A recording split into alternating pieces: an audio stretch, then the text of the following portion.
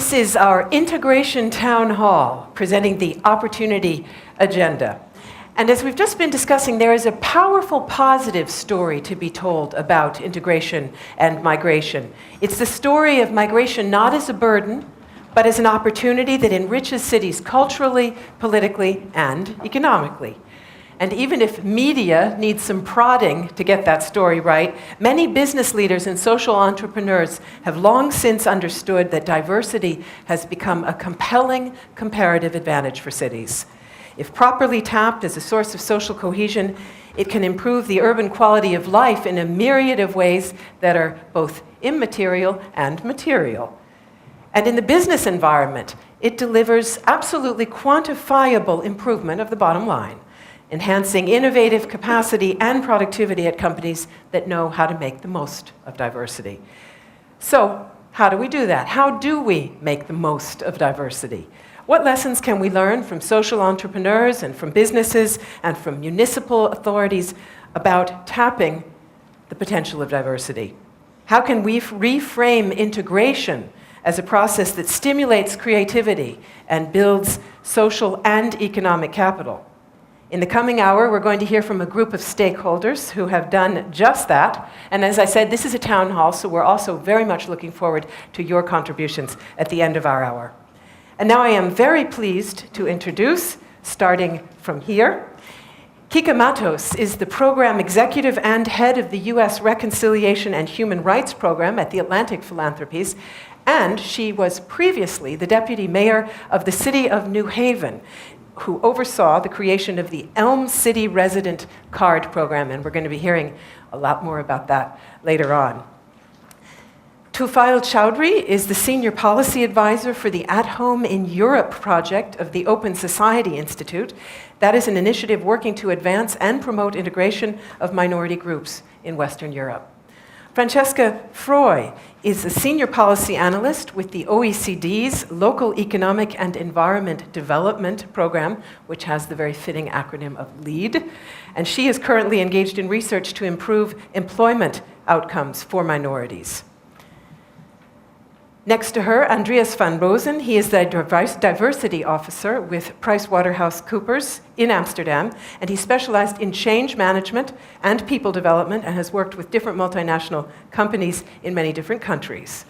And finally, Aisha Uzbabachan, sorry Aisha, works for the Department for Integration Policy of the City of Stuttgart, where she supports the city's implementation of the Stuttgart Pact for Integration. And she also coordinates the European Cities Network, Cities for Local Integration Policies for Migrants, and that has the very fitting acronym of CLIP. And I'd like to start out by hearing more about two strategies to turn migrants into stakeholders. I'm going to go to Aisha first. A leading German politician, I think most of you in this room probably know who I'm talking about, recently asserted that integration in Germany is failing and that Muslim communities in Germany are a burden to the economy. But apparently Stuttgart doesn't see it that way. It undertook the Pact for Integration out of economic self-interest, as I understand it.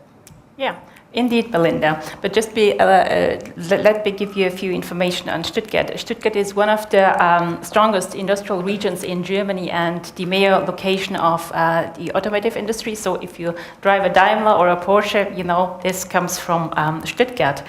This is owed. Stuttgart is a very wealthy city. This is owed, of course, to the guest workers who came to Stuttgart in the 1950s and 1960s, and they stayed in Stuttgart. And thanks to the 40% migrants of about 600,000 inhabitants, Stuttgart could keep his population size. Today, more than 50% of the children under the age of 18 years have a migrant background, according to future predictions. In 2030, the share of migration in Stuttgart will be about 50%. But when we look at the educational situation of the young migrant students in Stuttgart today, we get striking figures. I don't know if you're familiar with the German education school system. We have 3 types of secondary school. It's the Hauptschule, the low-level secondary school, the Realschule, the middle school, and the Gymnasium, the higher secondary school. And in the students, they they attend the primary school until the 4th grade, and after the 4th grade, when they are 11 years old, the teachers decide which secondary school they will follow, either the Hauptschule until the 9th grade, and nowadays until the 10th grade, where they have the opportunity to follow apprenticeship, or the other secondary schools to have the opportunity to go to the university. Just to give you a few figures, 60% of the German, but only 12% of non-German students transfer from primary school to the Gymnasium.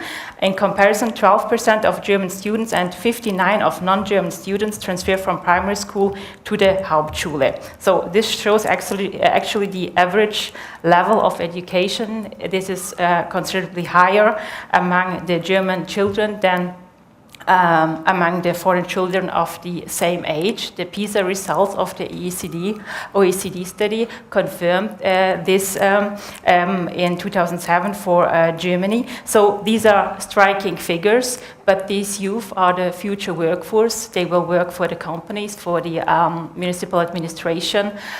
They will take over social tasks, and this was really alarming.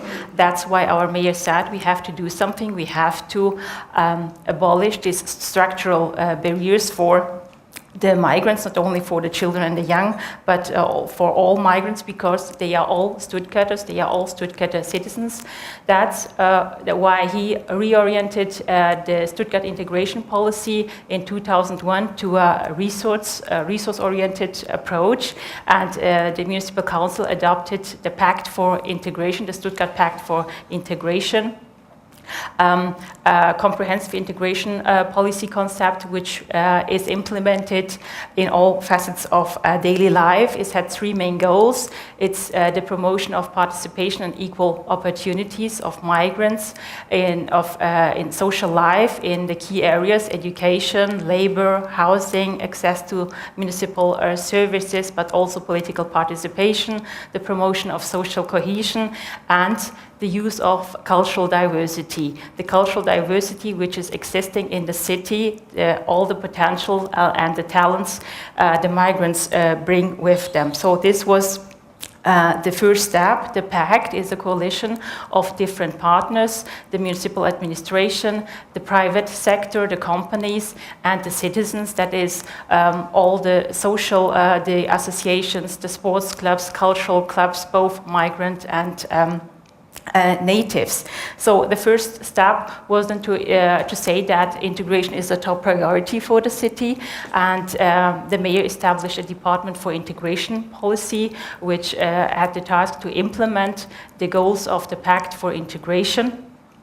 And secondly, the International Committee, an advisory body of the Council, was established, having experts with migrant background, experts in the field of education, labor, economy, and so forth.